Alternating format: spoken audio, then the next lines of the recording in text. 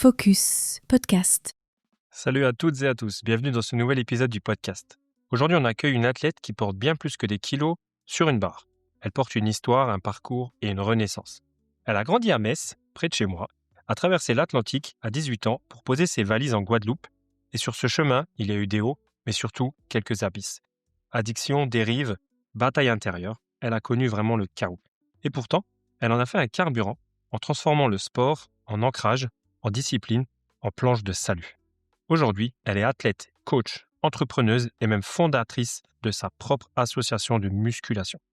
Autant dire que le mot reconstruction prend une autre dimension avec elle. Je suis très heureux d'accueillir Sarah Aude Salbo. Installez-vous bien, cet épisode risque de vous faire réfléchir et peut-être même de vous booster un peu plus que prévu. Ok, écoute Sarah, bonjour et bienvenue, Sarah Aude, pardon. Bonjour et bienvenue sur le podcast. Merci beaucoup de m'avoir invité, je suis très contente. Écoute, avec plaisir, je suis vraiment tombé sur ton profil sur Instagram en regardant un petit peu ce qui se faisait dans les réels, tout ça. Je suis tombé sur un réel assez marrant parce que je sais que je vois que t'aimes bien en faire. Je suis une rigolette. C'est assez sympathique. En plus, ce qui est fou, c'est qu'on est de la même région, quoi. C'est ça, ouais, c'est exactement par ça que j'allais commencer. C'est que sans le savoir, quand je t'ai contacté, tu m'as appris que tu as grandi au fait à Metz. Exactement. J'ai grandi dans le froid de Metz. Ouais, non loin de chez moi. Euh, Raconte-nous un petit peu comment ça s'est passé à Metz, un peu ton enfance, jusqu'à tes 18 ans que tu traverses vraiment l'Atlantique pour partir t'installer en Guadeloupe. Je suis né en Guadeloupe, finalement. Mes parents se sont rencontrés à Metz, dans l'est de la France. Mon père était venu en formation menuisier, pour être très précise, et donc ils sont repartis ensemble sur la Guadeloupe.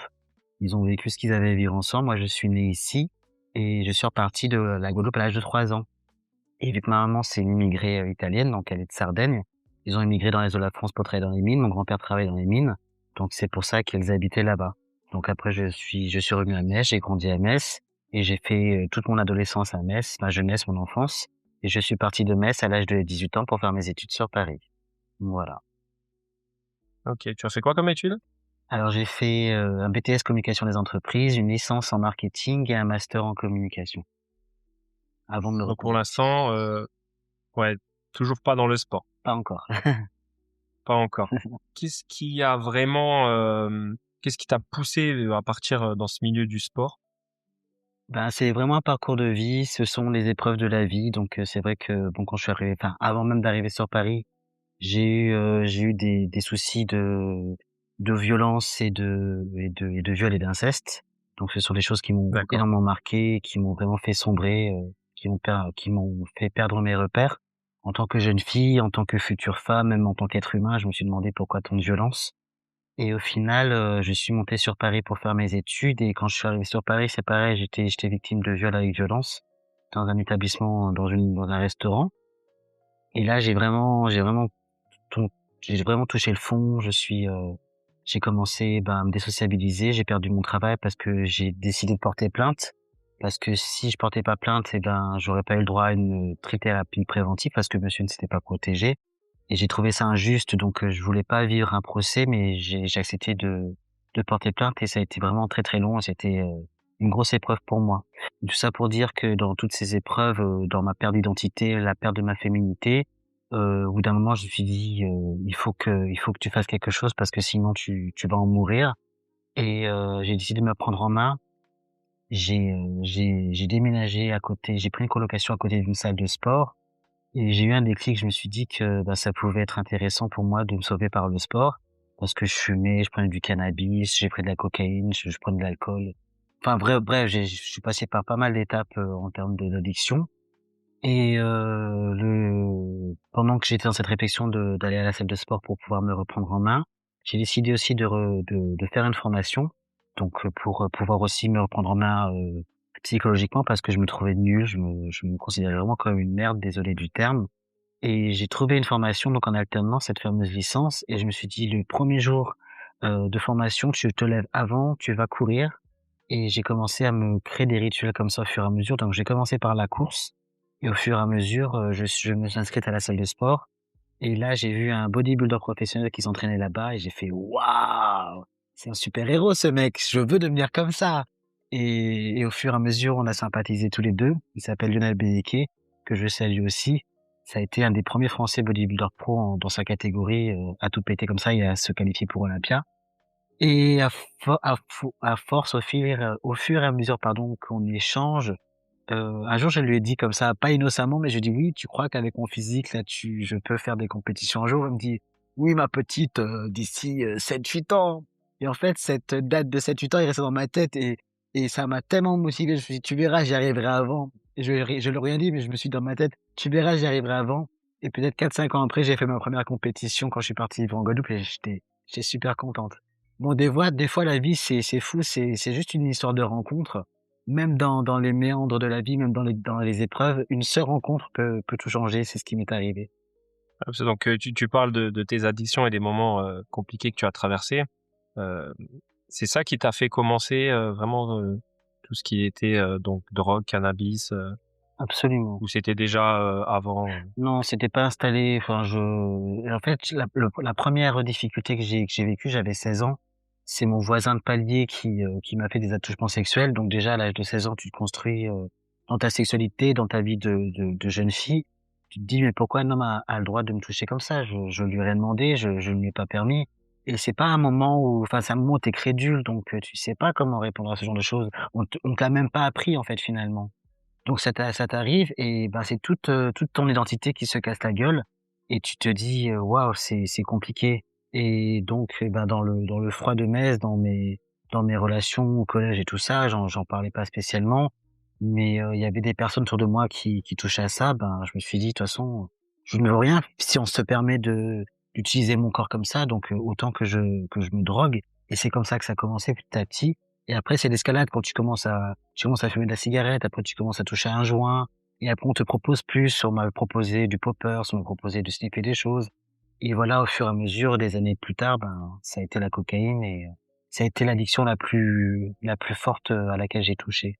Oui, parce que c'est vrai que comme tu dis, tu te sentais vraiment, même je pense que tu t'en veux quand tu subis des choses comme ça. Absolument. Enfin, c'est les témoignages du moins qui ressortent beaucoup sur des femmes qui ont été abusées parce qu'elles se disent ben pourquoi moi, etc. Et ouais, c'est dommage que finalement c'est toi qui sombre alors qu'en vrai, comme tu dis, t'as rien demandé quoi. Oui, et c'est vrai que le moment le plus fort, que j'ai vécu dans ce genre d'épreuve, c'est ce qu'on appelle la dissociation. Je l'ai vécu, c'est-à-dire que quand j'ai été victime de viol à l'âge de 23 ans, pendant l'acte, j'ai vu mon âme sortir de mon corps. En fait, j'ai vu la scène vue d'au-dessus. Et Ouais. et après ça, effectivement, ben, le premier réflexe que j'ai eu quand j'ai réussi à sortir de là, c'est que j'ai pris une douche. J'ai dû rester 1 heure sous la douche à pleurer parce que je voulais me débarrasser de ça. Je me sentais tellement impur, tellement Sale, ouais. sale, voilà. Et et la culpabilité, c'est vrai que j'ai mis des années à m'en débarrasser, de me dire: «Oui, c'est pas de ta faute, c'est pas de ta faute. Tu n'as rien fait pour». Et ce qui a été très traumatisant pour moi, notamment par rapport à cette épreuve, à l'âge de 23 ans, c'est que j'ai subi le procès. Et l'avocate, de la personne, de l'agresseur, c'était une femme. Et cette femme a essayé de me démonter pour dire qu'en fait, bah, c'est moi qui l'avais alpaguée, qui avait essayé de l'attiser, alors que ce jour-là, mais je vous promets, hein, j'étais à Paris, c'était au mois de janvier, j'avais une robe avec un col roulé jusque-là et elle allait jusqu'à mes pieds. Donc il y a pas une once de centimètre de mon corps qui sortait de là. Et c'était quelqu'un qui travaillait dans un restaurant kebab près de là où j'habitais. Donc c'était quelqu'un que je voyais, que je connaissais de vue, on se voyait de vue, mais c'était juste le commerçant du quartier pour moi. C'était pas un ami, c'était pas quelqu'un qui me plaisait physiquement, c'est pas quelqu'un avec qui j'aurais voulu avoir une relation. Et c'est quelqu'un qui a réussi à m'approcher parce que justement un soir je faisais de la musique avant, je sortais d'une répétition de musique. Il était tard, c'était la seule chose qui était ouverte. Donc je suis allé pour me restaurer. Et là, vu qu'il était assez tard, il était 1 heure du matin, je crois. Donc il a commencé à lui me parler de lui. Et il me racontait qu'il était là, tout seul, qu'il était émigré d'Algérie et que sa femme, qu'il avait pas de femme, qu'il avait personne et qu'il était seul ici, que les journées étaient longues. Donc moi, j'ai commencé à me faire: «Oh le pauvre, ça doit pas être cool pour lui, nanana». Et au final, après le procès, j'ai appris par, les écrits de mon avocate qu'il était marié, qu'il avait une femme là-bas et qu'il avait des enfants. Donc c'était pas du tout le même discours qu'il m'avait annoncé.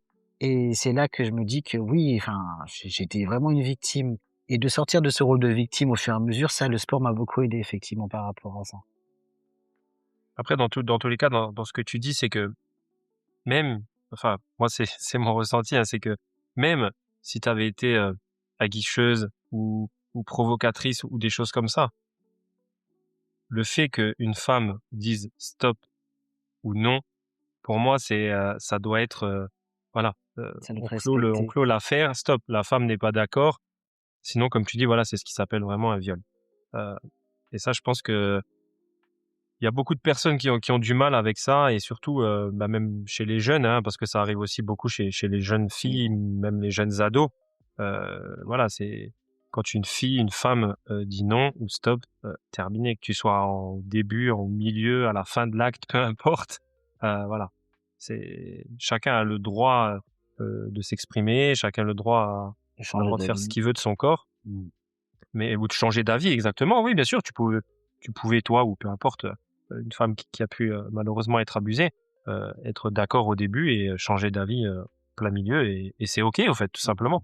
Le problème qu'il y a, c'est que, bah, il y a beaucoup de femmes, je pense, qui n'osent pas et peut-être que, comme tu dis, on t'a pas appris et c'est vrai que peut-être de passer par ça, quand tu es jeune, tu sais, moi, j'ai des amis, on en a parlé il y a 2 jours, j'étais invité chez eux et ils ont une façon d'élever leur enfant qui passe beaucoup par la communication. Je trouve que c'est OK, moi, c'est vachement bien et elle me dit: «Écoute, sa fille, elle a 7 ans et au fait, elle sait ce que c'est le viol». Je trouve ça ouf parce qu'à 7 ans, enfin, tu sais, tu es innocent, Mmh. tu sais et au fait, non, bah, tu sais, elle a entendu ça à la télé, elle a entendu et elle a dit: «Maman, qu'est-ce que c'est le viol?» Mmh. et au fait, elle lui a tout simplement expliqué avec des mots concrets, tu vois?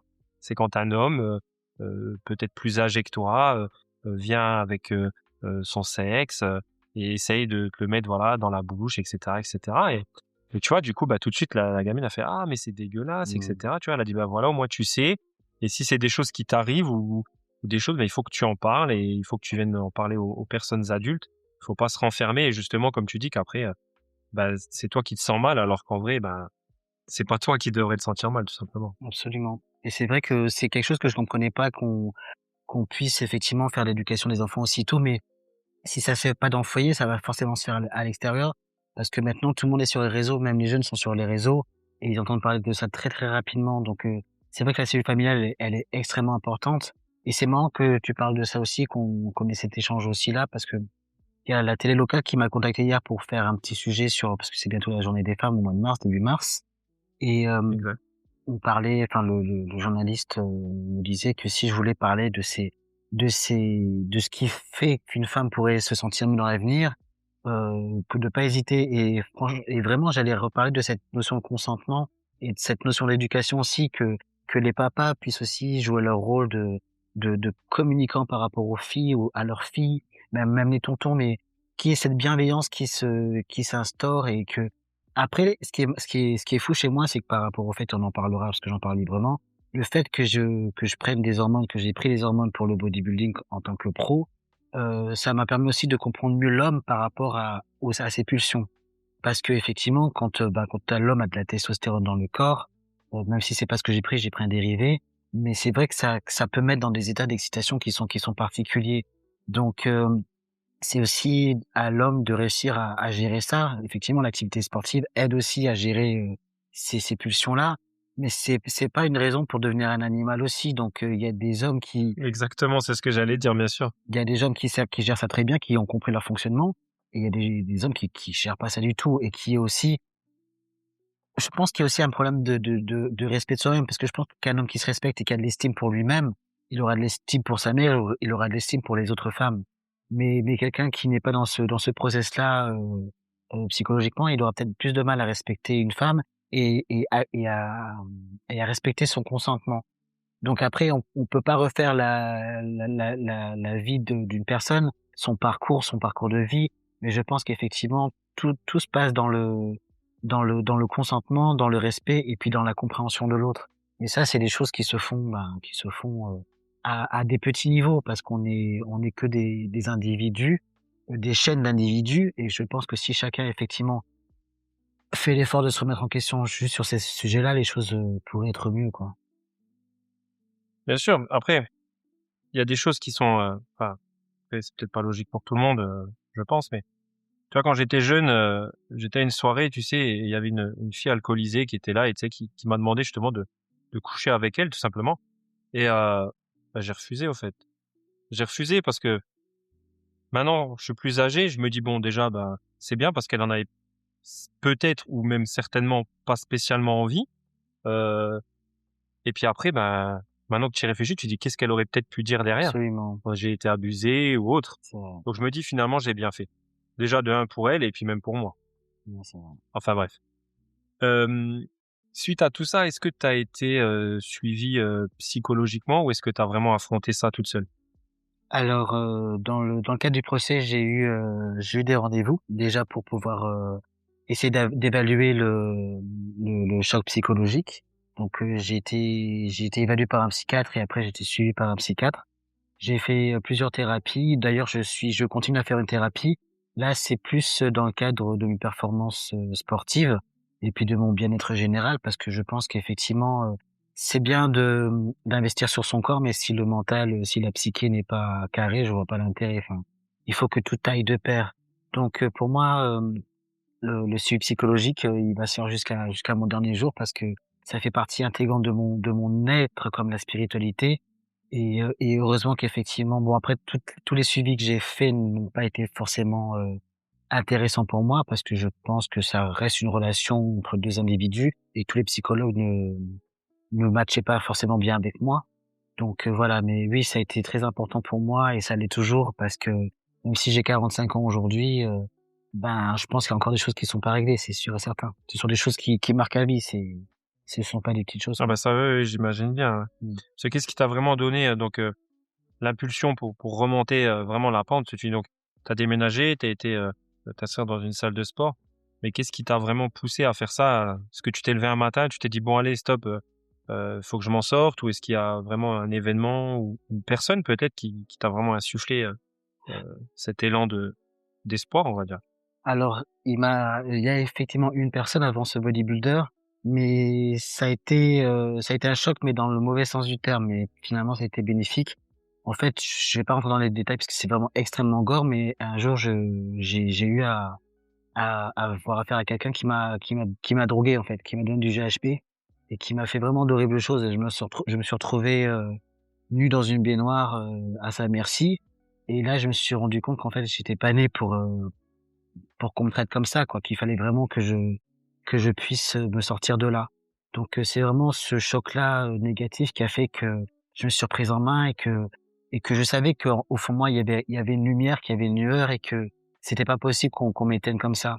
Donc, je suis passé par le biais du sport pour pouvoir, me sortir de là. Donc après par, la licence que j'avais mise en place par rapport à Lionel que j'ai rencontré dans la salle de sport, le bodybuilder professionnel et après les choses bah, ça a été un cercle vertueux. Autant quand on est dans de mauvaises choses, on peut être dans un cercle négatif qui nous pousse, vers le bas, un mauvais dénivelé. Mais autant effectivement quand on se met dans un cercle vertueux, bah, les choses, se mettent en place petit à petit.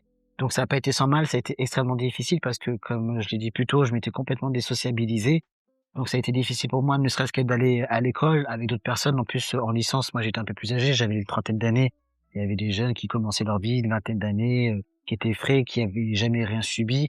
Donc, j'ai beaucoup pris sur moi pour pouvoir, parler avec ces personnes-là, même si au début j'avais pas grand-chose à dire. Et puis, c'est là aussi que j'ai découvert que j'avais un profil HPE. Donc au niveau de l'apprentissage, j'avais, une façon d'apprendre les choses qui était différente. Donc ça a été très difficile parce que quand je rentrais chez moi, il fallait que je reprenne tous les cours. Enfin, ça a été un double apprentissage pour moi. Mais tout ça pour dire que finalement, je me suis accroché à ça de toutes mes forces et cette licence, j'ai été major de promotion. Donc j'ai vraiment tout déchiré. Après, j'ai commencé à travailler, j'ai fait de l'intérim et finalement, j'ai été recruté par un cabinet de conseil, Atos Origine et j'ai commencé à faire donc du consulting, ce qu'on appelle de la maîtrise d'ouvrage pour les sites internet, création de sites internet, intranet, tout ça et je suis tombé dans une structure, à Paris qui m'a proposé de me financer mon master. Donc ils avaient besoin que je monte en compétences sur la partie communication, donc j'ai fait mon master avec eux et finalement, ben, je me suis tellement donné parce que j'avais tellement de choses à me prouver que bon j'ai eu mon master Mais à la fin, j'ai fait un burn-out parce que je cumulais, les études plus le taf qui était, compliqué parce qu'en plus, la société était dans un environnement de crise, donc il y avait beaucoup de challenges et de défis internes, à dépasser.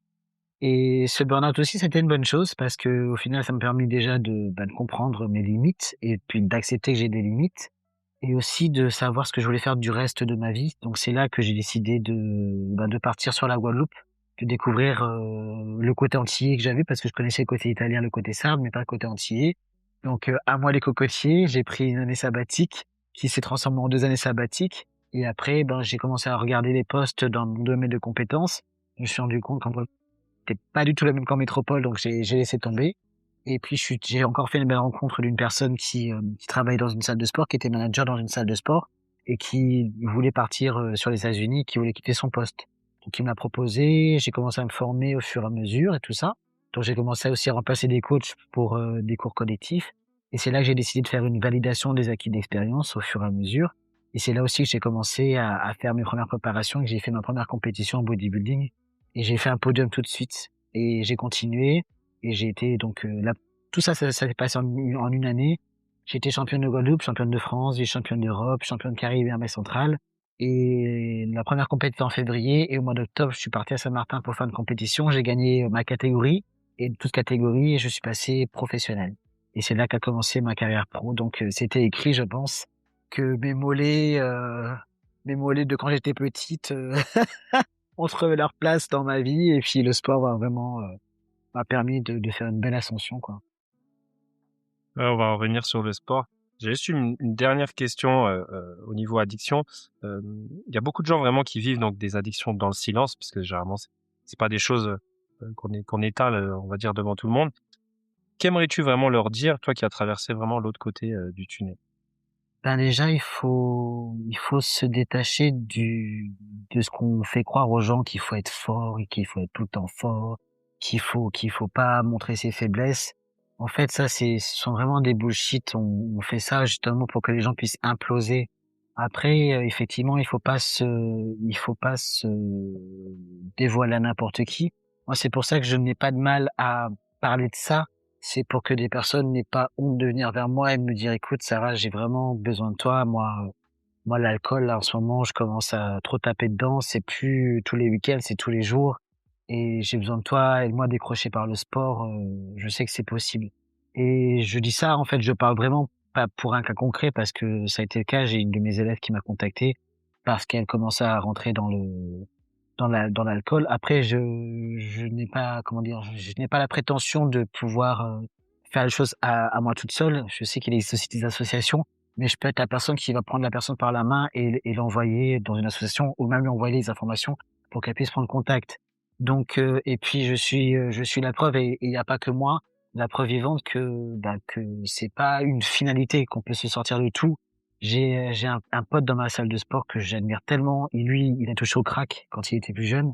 Le mec, il a réussi à sortir de là tout seul, quoi. Il s'est enfermé chez lui, il s'est fait un sevrage tout seul. Et aujourd'hui, il s'est réfugié dans le sport. Et après, on peut aussi me dire, ouais, mais bon, t'es sorti d'une drogue pour rentrer dans d'autres drogues. C'est vrai que quand je suis passé professionnel, j'ai fait le choix des hormones. Ça, c'est moi qui ai fait le choix. C'est ma carrière professionnelle, c'est ma carrière sportive. Je suis une adulte. Je prends la mesure et aussi, je fais en sorte de pouvoir être suivi. Mais, je suis OK avec ça. Je suis OK avec ça. Je n'ai pas commencé le bodybuilding, en prenant des hormones. J'ai commencé de façon naturelle. J'ai fait, toute, ma carrière, amateur, sans rien prendre et quand je me suis retrouvé dans la cour des grands, j'ai eu à faire un choix. Si je ne prends rien, je reste à mon niveau, je ne pourrais pas m'hypertrophier plus que ça, donc c'est perdu d'avance. Soit je fais le choix de miser, sur ça et je vois ce que ça donne et je vois où est-ce que ça peut m'emmener. Donc ça, c'est vraiment un choix personnel. Il y a des personnes qui se font, du botox, qui sont des injections dans le visage. C'est pas pour ça qu'elles sont droguées. Enfin, après, c'est 2 poids 2 mesures. Je trouve ça embêtant juste dans notre monde qu'on puisse juger euh, juste une partie de la vie de quelqu'un ou juste les choix de quelqu'un. Je veux dire, des fois, ça part d'un contexte. Moi, je me livre corps et âme à ce sport parce qu'en fait, ce sport finalement, il m'a sauvé la vie. Donc après, maintenant, je suis président d'une association sportive ici en Guadeloupe et j'organise des compétitions en Guadeloupe et en Guyane, je dis à tout le monde que ce sont des compétitions d'ordre régional, local. Il n'y a pas besoin de ce genre de choses. Donc après, il faut aussi faire les choses intelligemment. Je promeux pas du tout les hormones, bien au contraire, parce que il y a forcément des effets secondaires. J'en ai vu une partie maintenant, je verrai peut-être la suite après. Mais ce que je sais aussi, c'est que c'est chacun son chemin de vie. Je connais des personnes qui ont qui ont un style de vie impeccable et qui ont déjà chopé des cancers. Donc c'est chacun son chemin de vie, je le répète, et chacun fait ses choix et chacun fait comme il peut avec les cartes que la vie lui a données, tout simplement. Ouais, puis après, comme tu dis, quand c'est régional, après, c'est, voilà, au bon vouloir de chacun, mais il n'y a pas de gros enjeux de professionnalisme derrière. C'est vraiment, voilà, ça donne un titre, mais entre être champion, même champion de France, je pense que qu'est-ce que tu as gagné? Tu as dû gagner une coupe et un pot de whey. C'est ça. Alors que voilà, non mais on est d'accord pour ça, honnêtement, il y a pas trop d'enjeux, on va dire, derrière. Maintenant, après, voilà, tu arrives à passer professionnel, tu as des Arnold Classic, et cetera, des grosses compétitions où tu as des cash prizes vraiment énormes. On va dire que tu pas le choix. Comme tu dis, tu arrives dans la cour des grands, c'est toi, voilà, soit tu veux y aller et OK, ben, il faut y aller. Il faut y aller avec les mêmes armes que les autres, ou alors après, bah, tu restes dans une catégorie naturelle, enfin dans une ligue naturelle. Mais par contre, après, c'est toujours pareil. Voilà, les salaires ne sont pas les mêmes. C'est totalement différent. Mais après, comme tu dis, voilà, c'est la santé de chacun et chacun y va avec euh, en connaissance de cause, on va dire. Parce que Absolument. je pense que tant que tu y as pas touché, tu sais pas vraiment. C'est les dires, c'est ce que tu vois sur Internet. Mais voilà, tu sais que ça peut t'arriver et il faut y aller en connaissance de cause. Absolument. Bah justement, on va parler de bodybuilding maintenant. Donc avant d'être IFBB Pro, donc IFBB qui est une ligue de musculation, de bodybuilding même, tu as surtout donc construit un mental béton, ce que tu disais tout à l'heure. C'est quoi vraiment pour toi la vraie discipline et comment on peut la créer quand on part vraiment de loin? La vraie discipline, c'est vraiment les routines, les habitudes que tu as mises en place et qui deviennent aussi automatiques que quand tu prends ta voiture et que tu conduis. C'est-à-dire que tu ne réfléchis plus. Tu te lèves le matin, tu bois ton verre d'eau, tu sais que tu as un entraînement à cette heure-ci, que tu sois malade, que tu sois fatigué, que tu aies une migraine, que tu te sois fait plaquer par ton mec ou par ta meuf, c'est là quoi, il faut le faire. Ça fait vraiment partie des moments de ta journée et il faut qu'à la fin de la journée, la case soit cochée sans qu'il y ait eu de tergiversation, on va dire ça comme ça. Et pour moi, vraiment, je suis arrivé à ce niveau de discipline où je fais, j'ai pas spécialement de pulsion alimentaire. En plus, j'ai vécu la boulimie, donc ça a été très compliqué mon rapport à l'alimentation. Je suis complètement, enfin, tout ça, c'est vraiment derrière moi. J'ai plus de soucis sur est-ce que je dois gérer mon alimentation, les quantités. J'ai pas à les compter ou à peser mes aliments parce que c'est vraiment c'est automatique. Donc l'entraînement il est automatique que je veuille ou que je veuille pas.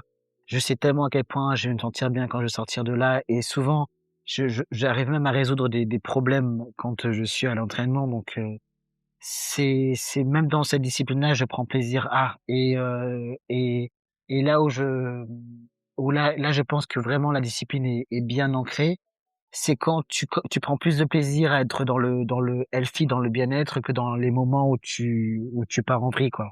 Moi, ça m'arrive de sortir, de boire un verre, c'est rare, mais le lendemain, je suis pas bien. Je suis pas bien, donc je sais que je vais pas abuser parce que je sais que déjà au bout de 2 verres, c'est même pas la peine. Le lendemain, j'ai une tête, c'est Picasso, j'ai la tête à l'envers, j'ai une migraine, j'ai l'impression que mon cerveau me est en grève, c'est pas croyable. Donc je pense que c'est effectivement, c'est la discipline, c'est d'arriver à un rituel qui te permet vraiment de level up dans ta vie, quelles que soient les circonstances, qu'il y ait des tempêtes ou pas, parce que la vie, il y a des tempêtes, c'est comme ça que c'est.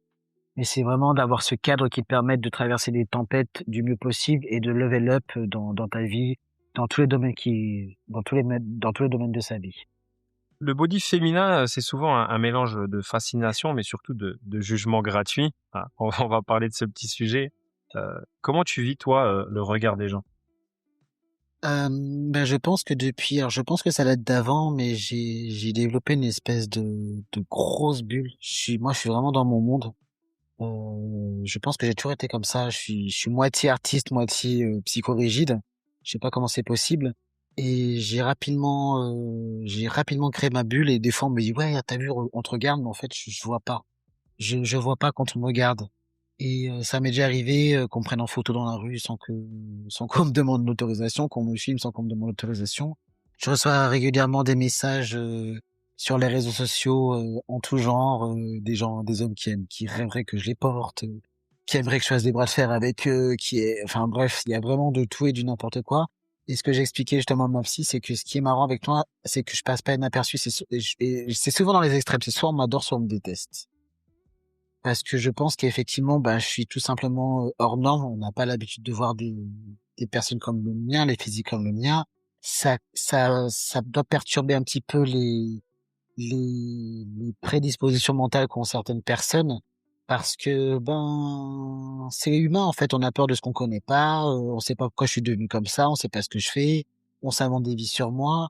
Et moi, personnellement, je suis OK avec ça parce que, moi, je me dis que moi, j'ai pas le temps de juger une personne qui est très maigre, une personne qui est en surpoids, une personne à qui il manque une jambe, parce que moi, je vois que l'individu et l'amour que je peux lui donner.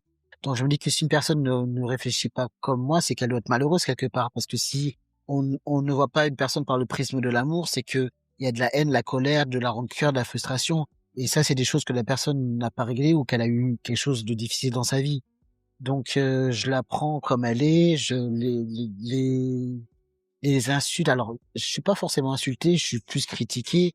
Je les prends comme elles sont. Il y a des matins où je suis plus de bonne humeur que d'autres, hein, ce qui est normal.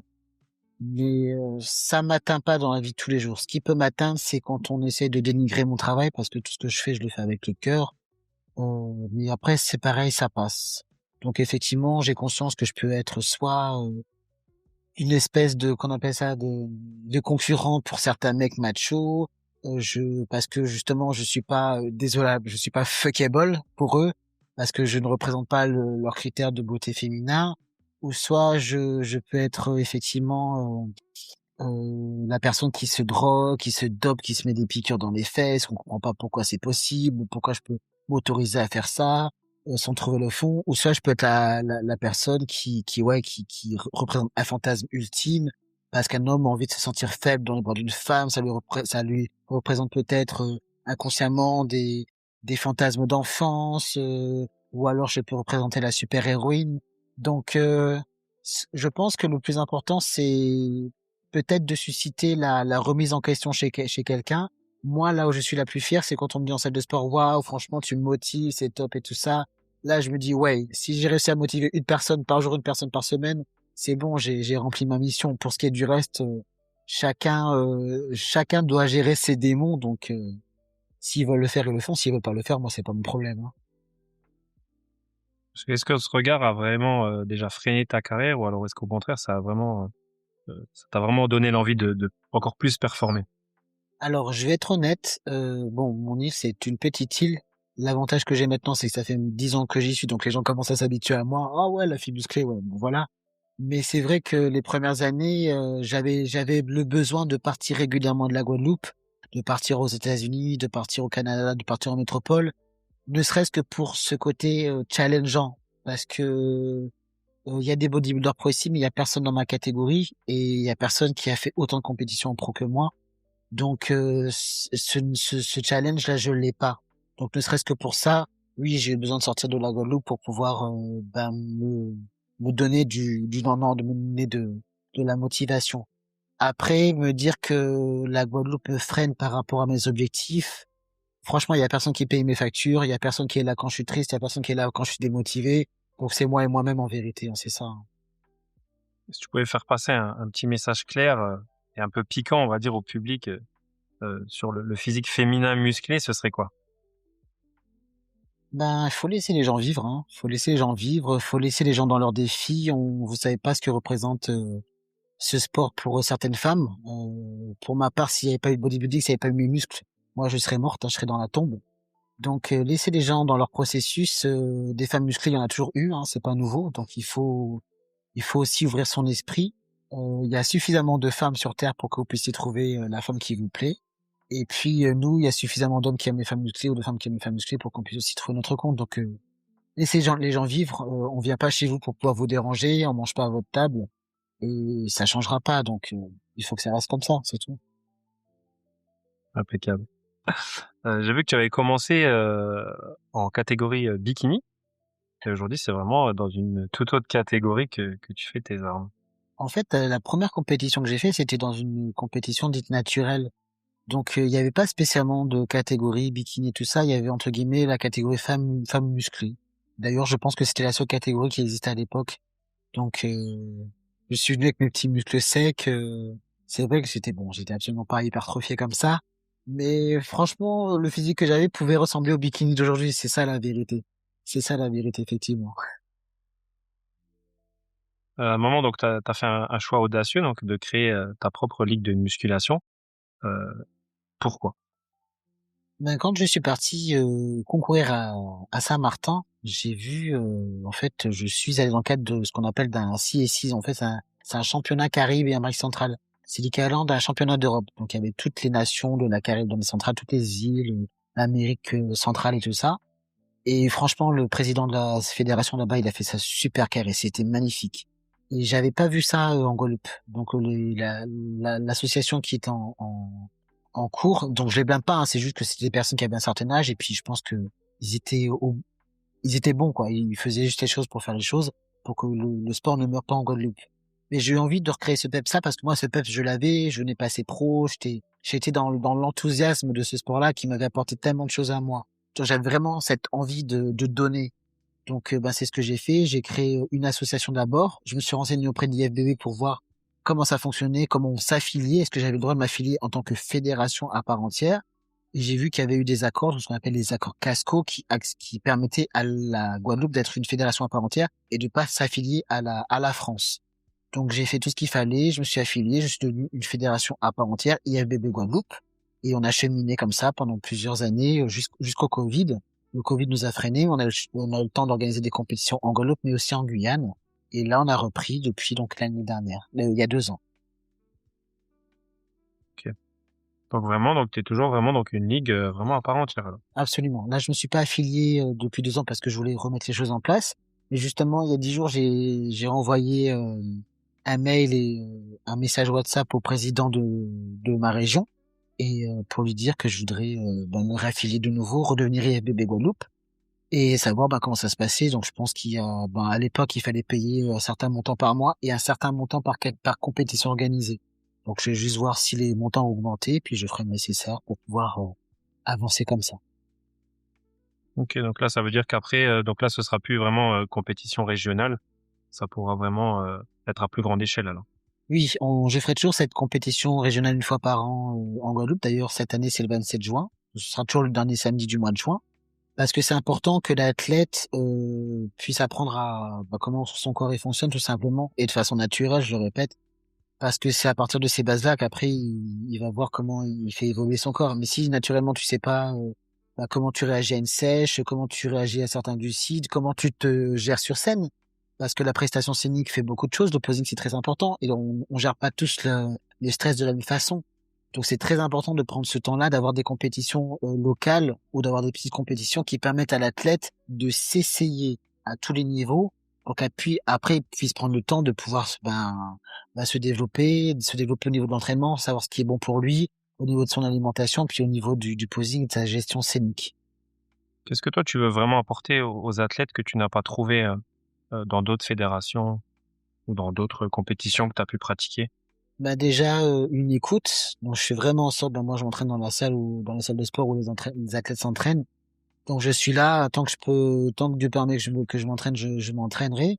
Donc je suis là, je suis au même niveau qu'eux parce que moi je suis athlète, donc je comprends les problématiques.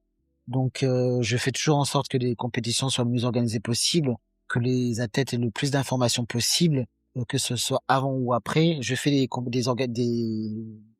réunions systématiquement avant les compétitions, que ce soit physiquement ou bien via internet pour que les réseaux, pour que les personnes puissent avoir toutes les informations.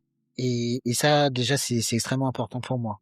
Après, là, malheureusement, on n'a pas encore un niveau qui est suffisamment reconnu parce que bodybuilding, ça reste un sport qui est pas très valorisé, qui n'est pas très compris, donc pas très mis en avant. Donc, je fais vraiment mon maximum pour que on puisse avoir un maximum de couverture médiatique, pour qu'au fur et à mesure, on puisse retrouver aussi, le la comment dire ça? Je sais pas comment dire ça, mais je sais qu'à l'époque de Serge Nubret, bon, il était guadeloupéen, il a vraiment donné une belle ampleur au bodybuilding parce qu'il a atteint un certain niveau. Donc je voudrais vraiment qu'on retrouve ce niveau de gloire au niveau du bodybuilding parce qu'on a vraiment aux Antilles Guyane de très beaux athlètes, on a très belle génétique. Donc je fais vraiment ce travail au niveau politique aussi pour que on fasse des événements de qualité, pour que la couverture médiatique soit assez importante, pour qu'au fur et à mesure on puisse aussi nous appuyer et nous donner des fonds pour que je puisse moi aussi, ne serait-ce qu'ici, mais aussi quand il y a des déplacements à l'extérieur, pouvoir supporter les athlètes financièrement, parce que ça a un coût, je le sais très bien, et ça c'est vraiment mon cheval de bataille ici, quoi. Ouais, c'est vrai. Est-ce que tu sais nous donner un coût à peu près d'une compétition professionnelle, on va dire? Combien ça te coûte à peu près de te préparer pour une compétition? Ah bah c'est entre 10 et 12 000 euros pour une Par saison, compétition? pour une compétition, ouais. Pour une Pour une prépa saison? et pour une Ok. compétition. Ouais. Et moi, Ok. pour organiser une compétition ici sur une salle de 200 à 400 places, c'est pareil, c'est un budget d'à peu près 15 000 euros. Et c'est une petite compète Ok. régionale. Ouais. Ouais, en plus, ouais. Oui, donc on imagine les grosses compétitions, quoi. Ouais, voilà. Et à long terme, comment tu imagines l'évolution de ta ligue? Déjà, je suis extrêmement contente et fière parce que il y a vraiment un petit engouement qui se recrée. Donc, ce que je veux aussi, c'est, c'est donner un état d'esprit. C'est pas seulement dire faites des compétitions. Il y a ce qu'il faut. C'est vraiment créer un état d'esprit de personnes qui se respectent, de personnes qui ont des valeurs. J'arrête pas de répéter ça en réunion. Sur le bodybuilding, ce sont des valeurs. Je veux vraiment que si des athlètes qui viennent des Antilles Guyane partent à l'étranger pour concourir, qu'on puisse voir à travers cette personne les valeurs de ce sport-là et qu'elles viennent pas en étant égoïstes, qu'en étant fermées, en étant vulgaires, ou tout ça, c'est hors de question. Donc, ce sont des choses sur lesquelles je suis très très à cheval. Et ce sera ma fierté si quand j'aurai pris ma retraite, c'est-à-dire pendant pas longtemps, je puisse trouver des personnes qui prendront le relais et qu'elles puissent vraiment continuer à transmettre ces valeurs-là, que ce soit aux Antilles Guyane mais aussi à l'international. Tu concours, toi, lors de ton événement ou pas du tout? Alors c'est absolument impossible déjà une fois, déjà parce que je pourrais perdre ma carte pro. J'ai pas le droit de concourir à des compétitions amateurs. Et deuxièmement, la première édition quand j'ai repris les compétitions l'année dernière et l'année d'avant, j'ai fait un guest posing en même temps parce que la semaine d'après je partais en compétition au Portugal et ça a été extrêmement violent parce que j'étais en sèche, donc organiser une compétition alors que t'es en sèche, faut penser à tous les détails, faut avoir ses neurones en place, faut être présente. Et franchement, je l'ai fait, mais je le referai pas parce que ça a été vraiment épuisant et je pense que j'aurais eu une meilleure shape en compétition aussi si j'avais pas été autant Sollicité, sollicité. ouais, à ce moment-là, ouais. Donc voilà. Oui, parce qu'on n'y pense pas, mais je sais pas, ça dure combien de temps? C'est 2 minutes peut-être un passage sur scène, 2-3 minutes, mais c'est genre épuisant, C'est extrêmement épuisant. J'ai fait un vraiment de rester contracté comme ça, dur et ouais, en forme. c'est ça. J'ai fait un combat de boxe thaï il y a quelques années en Thaïlande et en termes de côté, je me suis senti éprouvé quasiment de la même façon, quoi. Parce que vraiment, ça tire dans tous les muscles. Il y a des crampes des fois. On a faim, on a soif. Il faut sourire, il faut donner le meilleur de soi-même. C'est maintenant, quoi. Ça fait 6 mois qu'on se prépare pour ce moment-là. Des fois, ça fait 1 an. Donc, il faut pas se louper. Il faut rester concentré sur tous les points et surtout ne pas se laisser emporter par son stress. En regardant un peu ton parcours, on voit vraiment une métamorphose. Euh, Qu'est-ce que tu voudrais vraiment que les gens retiennent de ton parcours? Que je me suis jamais prise au sérieux finalement. C'est pour ça que je peux aussi autant faire des photos que des vidéos marrantes. C'est très important de garder son âme d'enfant même dans des choses aussi éprouvantes. Et je pense que c'est parce que justement c'est un sport extrêmement éprouvant qu'au final j'ai réussi à faire la part des choses et à profiter vraiment des moments simples de la vie, parce qu'on se donne tellement, on va tellement loin dans ses capacités physiologiques que tout ce qui se passe à côté, ça n'a pas spécialement d'importance au final. Ouais, bah, du coup, j'envoie tout le monde à aller voir ton Instagram Sarah Aude Salbo euh, pour vraiment voir ces petites vidéos marrantes. Et si quelqu'un t'écoute vraiment en ce moment qui est un peu perdu, démotivé, c'est quoi la phrase que Sarah Aude de 2026 lui glisserait dans l'oreille? Ça va aller. Il y a une phrase que je me suis tatouée ici, c'est écrit en italien: La vita è adesso. C'est écrit: la vie c'est maintenant. En fait, on a tendance à oublier que un jour ça va s'arrêter, donc il faut vraiment profiter au maximum. Et pour pouvoir, enfin maintenant, ça fait peut-être 10 ans que je fais du coaching. Et avant ça, j'étais déjà en contact avec l'humain. C'est tout en contact avec l'humain. Tout le monde a ses galères, vraiment, hein. Il y a des gens qui vivent des choses, mais c'est pas humain, c'est pas croyable. On sait même pas comment ils arrivent à gérer ça. Et il y a des personnes, tu t'en rends même pas compte parce que ils ont cette abnégation de pouvoir traverser ces épreuves-là. Donc, il suffit d'allumer la télé pour voir à quel point il y a des peuples qui souffrent. Donc nous, dans des pays civilisés, on se plaint quand l'eau chaude a du mal à arriver, on commande quoi, faut arrêter les conneries. Donc c'est au bout d'un moment, c'est de remettre l'église au milieu du village, de se rendre compte de la chance qu'on a. Des fois, en Guadeloupe, il y a pas d'eau, il y a pas d'électricité. On a quand même le soleil, on a la mer, donc c'est d'arrêter de se plaindre quoi. Allez-y, vivez, on est là pour pouvoir profiter de toutes ces choses-là. On a trop de confort et je pense que c'est ça qui nous rend aussi, franchement, on est devenu bête quoi. Donc des fois de se priver de confort, c'est pour ça que j'aime le bodybuilding, parce que ça nous prive de confort, ça nous prive de l'alimentation, ça nous prive des plaisirs de la vie. Et quand on retourne à ça, on prend conscience que waouh, c'est bon de manger quoi. C'est bon de manger, ça fait du bien, ça fait plaisir. Mais pareil, il y a des gens qui n'ont pas ce qu'il faut pour manger tous les jours, donc arrête de te plaindre. Vois ce que tu peux prendre de ta vie qui est intéressante et fais de ton mieux avec ça. En fait, déjà de faire de ton mieux avec ce que tu as, t'as tout compris, parce qu'en fait, c'est ça le but de la vie. On n'est pas nés tous dans les mêmes familles, on n'est pas nés tous avec les mêmes patrimoines, les mêmes richesses, mais l'objectif, c'est d'upgrader, c'est d'aller plus loin que d'où tu viens. Et puis voilà, t'as gagné, t'as réussi. Parfait. Ok, bah écoute, je note tout ça. Je garde juste une petite question qui va arriver. J'ai fini les questions de ma trame principale.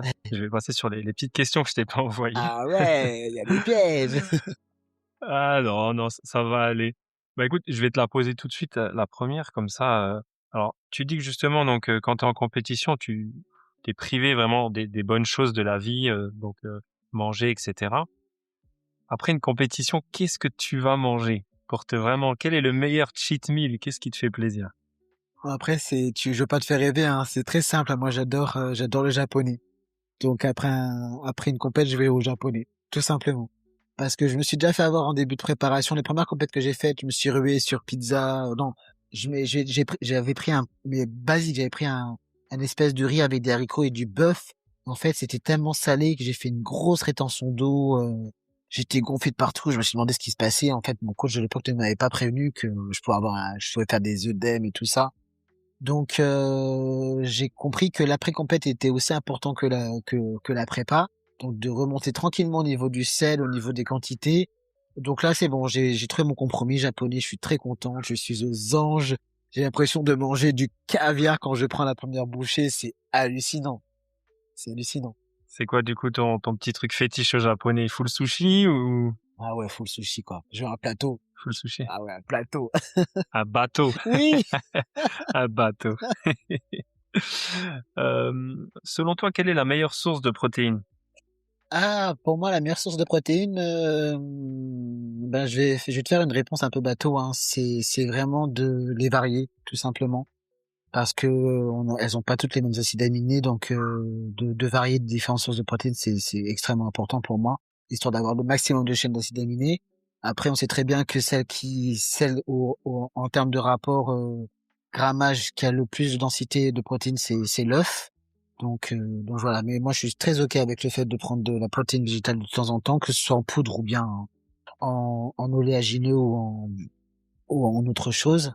et je mange vraiment toutes les protéines. J'essaie de manger au moins 6 ou 7 sources de protéines par semaine différentes. Ok, donc assez complète. Ouais. Mm. Selon toi, quel est le meilleur exercice polyarticulaire? Le snatch. Ok, on me l'avait jamais dit pour l'instant. Tu le complémentes? Oui. Complément alimentaire, ouais. Si tu ne devais en garder qu'un seul.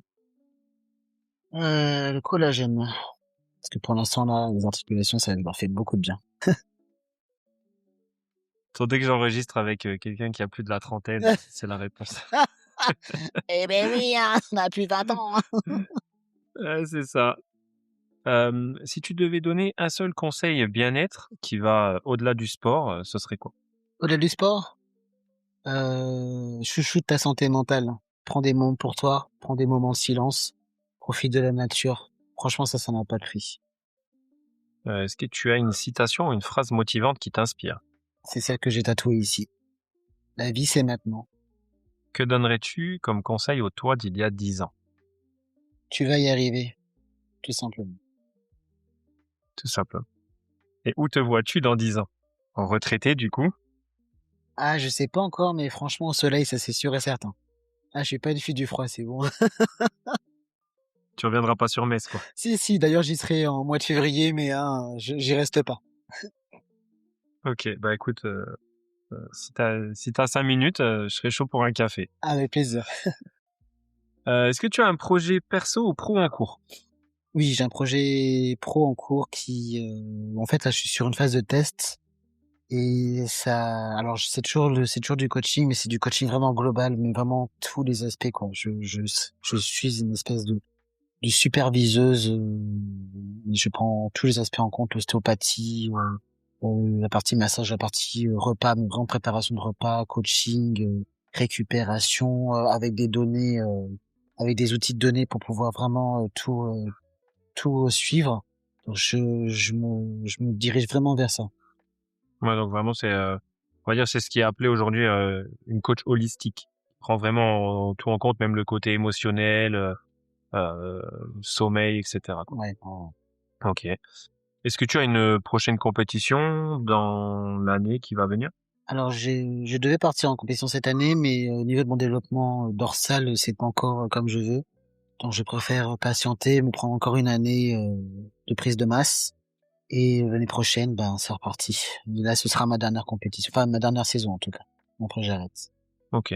En tant que IFBB pro, tu peux garder ta carte combien de temps sans concourir? Je sais pas, mais je suis resté un petit moment sans concourir. Hein. Je suis resté quasiment 10 ans. Après, je crois qu'il y a eu une espèce de réforme qui a été faite il y a pas longtemps.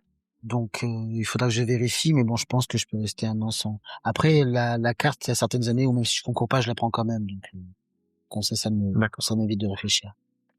Et la dernière question, est-ce que tu as une recommandation de personne pour un futur podcast? Alors, il y a une personne qui est à niveau dans ma catégorie que jamais personne n'a atteint en tant que française et qui est d'origine guadeloupéenne. Elle s'appelle Barbara Ménage et je trouve ça hallucinant parce que c'est une femme encore une fois, qu'on ne parle pas plus qu'elle parce que au jour d'aujourd'hui c'est la française, hein, même hommes et femmes confondus, hein, qui a fait le plus d'Olympia. Elle a fait 5 fois Olympia et elle a fait 4 fois quatrième, je crois, et une fois cinquième. C'est un truc de malade. Personne n'a fait ça. Et je trouve ça hallucinant qu'on ne parle pas d'elle et moi ça me révolte, tout simplement. Ok, bah je suis sur ton profil, là je viens de la trouver, je regarde ça, ok. Ok, bah j'étudierai ça en profondeur. Ah oui, effectivement, elle a un sacré physique. Ah, c'est une Ça machine. tomber sur son dos. Cette machine, voilà. Ouais, C'est ce effectivement. dos-là que je veux. Ah ouais, effectivement, ouais, c'est quelque chose. Ok, bah écoute, j'ai fait le tour de mes questions. Merci beaucoup de t'être livré vraiment sans tabou. Merci à toi. Et puis écoute, on reste en contact et puis on va se programmer ce petit café en février si t'as 5 Avec minutes. plaisir. On se retrouvera entre Laura. Ça marche. Allez, ciao, ciao, à bientôt. À bientôt, bye bye. Merci à toutes et à tous d'avoir écouté cet épisode. Un immense merci à Sarah Aude pour sa transparence, sa force et sa capacité à transformer des chapitres sombres en tremplin pour la lumière. Son histoire nous rappelle que rien n'est figé, qu'on peut chuter très bas et revenir très haut, à condition d'être prêt à aller chercher sa version la plus exigeante, et peut-être la plus vraie. On se retrouve très vite pour un prochain épisode, et d'ici là, on reste focus et on enclenche le changement.